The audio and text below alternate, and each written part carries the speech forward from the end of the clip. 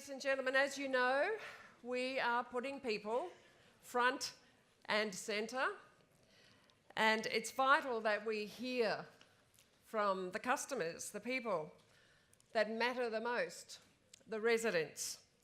Joining us on stage now for our next session are Jim Gibbons. Jim is the President of the New South Wales Retirement Village Residents Association, and Judy Mayfield. Judy's President of the Association of Residents of Queensland Retirement Villages. And to host this next session, ladies and gentlemen, please welcome Mike Zorbas, who is Group Executive Policy and Advocacy at the Property Council of Australia. Will you please welcome them all to the stage? Hello, Jim. Hello. Thank you very much. Take it away, Mike. Thank you very much, Kay. What a kind introduction.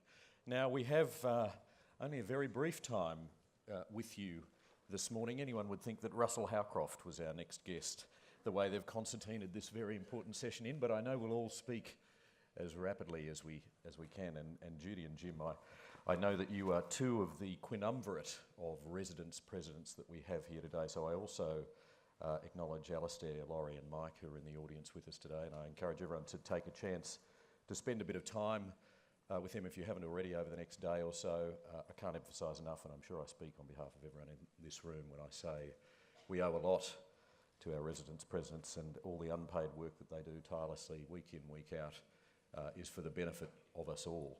Let's dive in. We've heard a little bit from our commercial and industry leaders this morning about some of the changes that are afoot and what they're up to and their aspirations for the sector. Do you guys feel that some of the long-term issues that we've spoken about this morning are being addressed? Well, thank you for inviting us to be able to speak at this conference. I just do want to make a comment. We've decided, a colleague said to me actually, it's not a meet the residents, this is more like a speed date.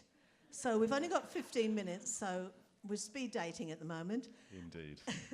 So my comment is, I think there's been a move in amongst the sector to address some of the issues that have been raised. I know that many operators are making changes to their contracts. I think they're beginning to offer residents and potential residents a range of options, and I think that that's an excellent start. But I do also think that your residents are getting more savvy in knowing what they want. And as a result of that, when people are actually in the village, what we're noticing as an association is that we're getting a lot more queries, a lot more dispute issues have been raised, and they are much more complicated, many of the disputes. So people are no longer laying over and just taking what they're given. So I think the move by the sector is a great move to make people more comfortable, I guess, in their homes. Is something that it's important. Well, that's very good feedback. And Jim, did you have anything to add to that? Mike, thank you for the invitation. I've been inspired, I think, by the work that the Retirement Living Council has done on the Code of Conduct. And I know how much work has gone into it, or I think I do. But I'd like to make a cautionary comment, if I may. Adopting the code and getting your corporation or your company committed to the code is just the beginning of the work, because it's just as important, once you endorse the code, that you ensure that the concept filters down to the workplace, and once there is continually reinforced, because there's many a slip betwixt cup and lip. Indeed. And don't forget that you have to inculcate your people at all of the levels in the organisation and keep it there. If you can do that, then this will be a wonderful success. If you don't do that, you'll have problems. I think also, if I can add to that, Jim, many of our disputes that we deal with actually arise because of the village managers. So if village managers are not going to work to the code that has been set at the higher levels of the organisation, the disputes and the problems will continue in villages.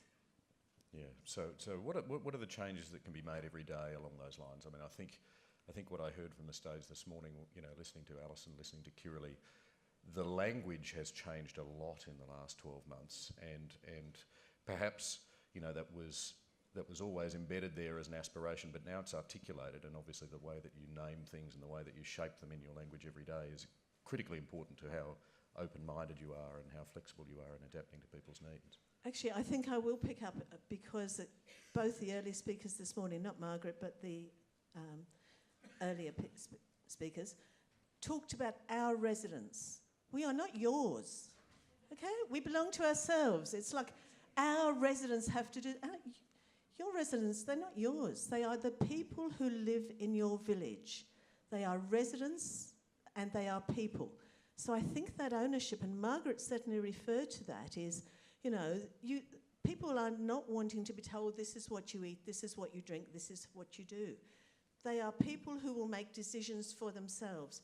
We are old, but we are not incapable if we're living in an independent retirement living village. So I think that this ownership of residents is something that the industry must stop. As I said, we are not yours. So I think that's the one issue. The other issue I think that Margaret did pick up on was the idea of control. I think when you move into a retirement village, there's a loss of control about your life. You can't do this to your villa often. You have to plant your garden in a certain way. There are certain things that you take away the control, and I think that particularly, I'm being a bit sexist here, but I think particularly for males, when they move into a retirement village where they have been, previous to that, king of their domain, if you like. Remember, you're dealing with an older generation. So you've got these older men who have always, called the tune, suddenly being told, no, they can't do this. No, you can't work in the car in your garage. No, you can't. I think that is what takes away the sense of home. Our speed date is almost half over, which is very disappointing to me. Has the 8-point plan, this is a text message question, has the 8-point plan been a success in your view? It's obviously, it's coming in. I mean, what are your anticipatory thoughts about this?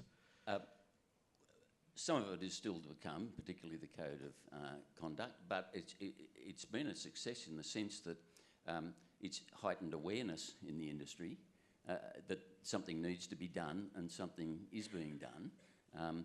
Endorsement will be important, and endorsement around the whole of the industry is going to be critical for that, because until you have complete penetration in the industry, it will be perceived as a sales plan, a selling tool, more than a genuine attempt to change perspectives. So it's still to come, but if you can get penetration, that will be the key, it seems to me. Yes. We've got another question here before I go back to my little list of questions. Hi. That's very personable, thank you. Do you have thoughts on the Aged Care Royal Commission?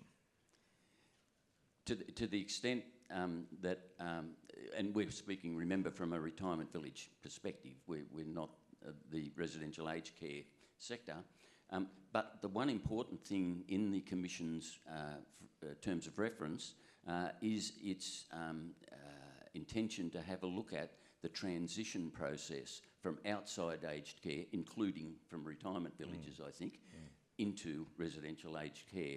And this is very important from our point of view, because quite often when the time comes for me to go into residential aged care, most of my capital assets are tied up in the retirement village. So the manner in which I can liquidate those assets to use to get in to residential aged care is going to be very important for me, and not to be able to do so and go in and pay the fee rather than make what is it, a returnable deposit, that's going to be very important and very expensive if I can't liquidate the assets.